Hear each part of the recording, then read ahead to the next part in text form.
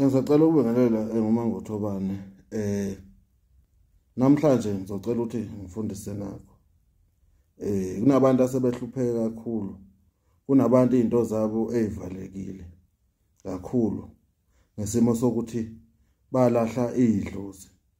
Kukhona umuntu othi umkhulu mina idlozi lako baba idlozi lako mama ngalilahla ngesimo sokuthi kuthiwa ugogo wayethakatha umkhulu wenza kanjani manje umbethe mina. Alikho idlozi elilahlwayo. Lelo dlozi wena moto yakwazi ukulahla shintsha isibongo noma ukhipha igazi lakini ufake la kwesinye isibongo. Idlozi alilahlwa. Alikho idlozi elilahlwayo. Idlozi uyaligeza mawuqeda ukuligeza bese uyalishwelezela emathongeni koba bamkhulu bakini ngoba lo muntu wayisuke enze into ephambene nabo. Yilo lelo dlozi lelijika libe umdliwa ekhaya. Ngalesikhathi wena uhamba uyolilahla libuya kuwe selumdliwa ngeke leze lilahleke.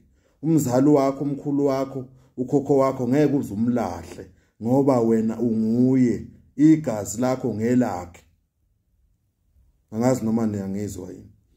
Idlozi alilahlwa. Noma ngathiwa ke na kuthiwa nanti idlozi eliza ngokubi. Ligeze ulishwelezele. Angeke uze ulilahle idlozi.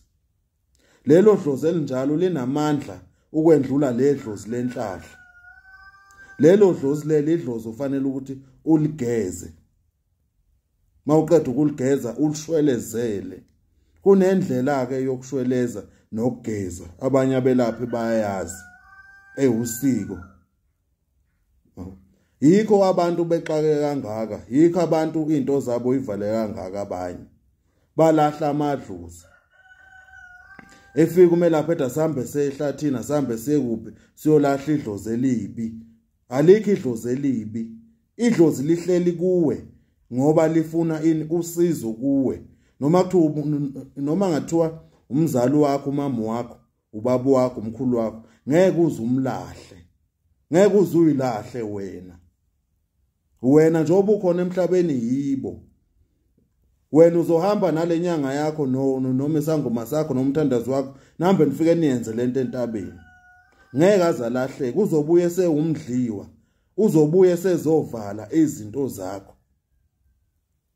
Alikho idlozi elilahlwayo.